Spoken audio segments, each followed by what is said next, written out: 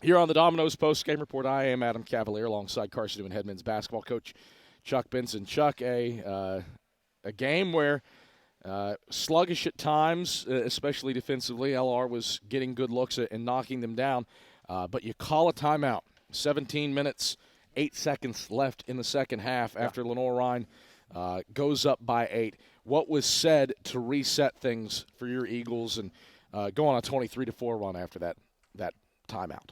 Well, I told them that they were outstanding men. I told them we were going to have delicious pizza on the way home. I told them that I expected them all to be at church in the morning at 9:30, and then we went out and played. I think you were lying. Okay, Kev. What I really said was, this is a joke. What are we doing? Let's start defending. I'm going to give the pies to the 3 students from LR that are here. And you might get some cold Long John Silvers by the time we get back to town in Dandridge. That's what I really said. That sounds more accurate. All right. You saved the church for Sunday in the locker room. It worked, though. Yeah, it worked. 23-4 run. Defense off the charts. One made shot by LR over the next 12 minutes.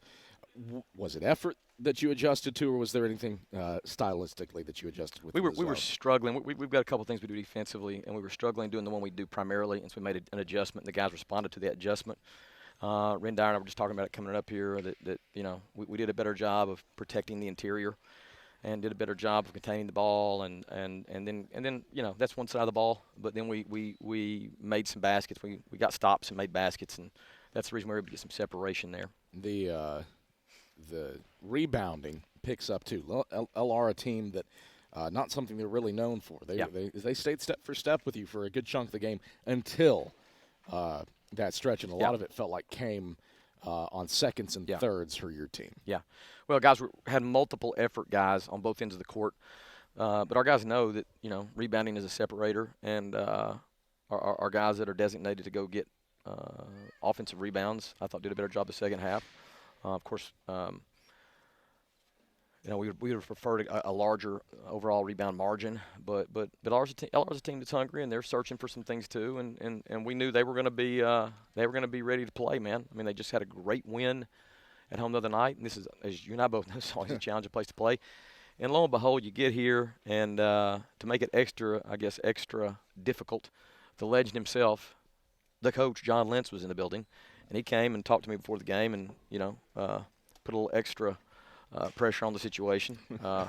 But we were still able to find the win. And the credit goes to our guys, especially that second half. And I thought just our resilience and determination that we've showed really back-to-back games, back-to-back road games, 2 tough environments. And our kids just buckled down the second half in particular and were able to find a win. Really a balanced effort.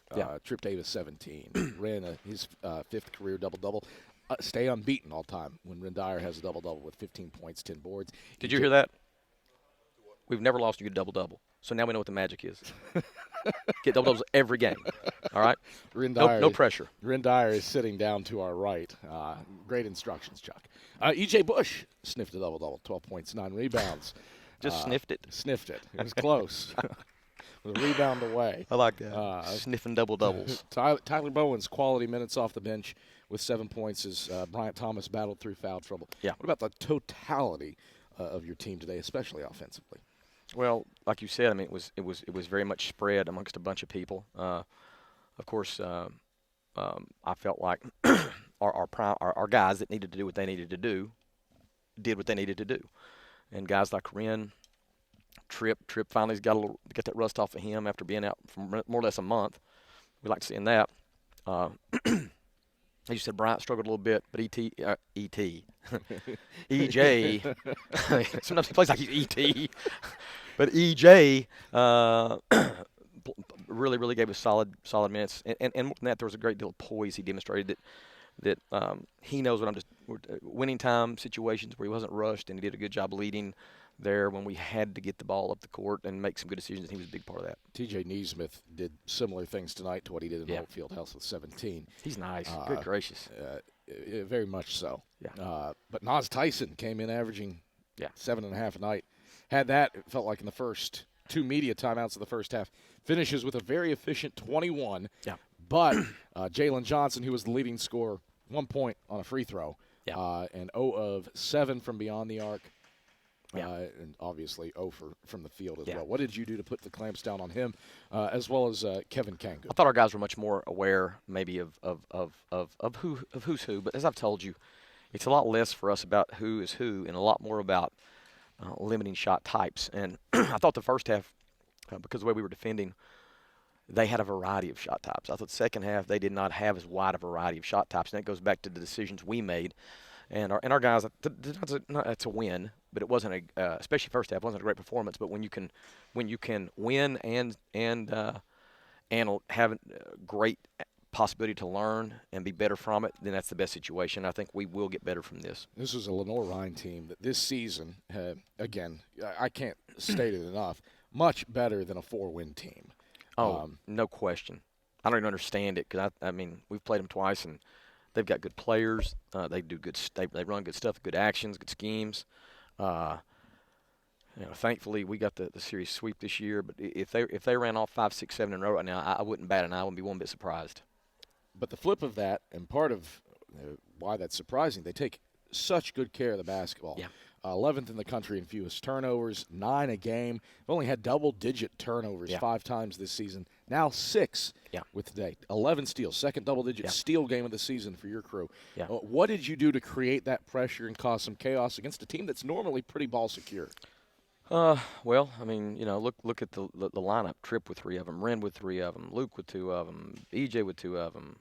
Steals that is. And so I think our guys are just in positions to get hands on balls, and we make a big deal about hand game, and they did a good job with that. I know, Kev, you did not mention our 20 assists. We ain't got there yet. You're going to blame me for that.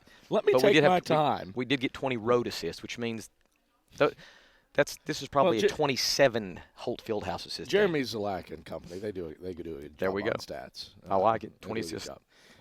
Sharing the ball. I mean, it kind of ties into what we talked about earlier with the offensive team effort. Was that just a byproduct of that?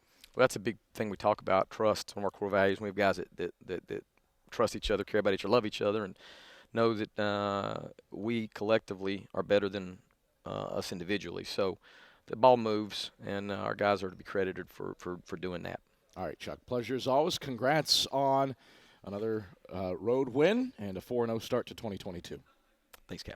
That is Carson-Newman head men's basketball coach Chuck Benson.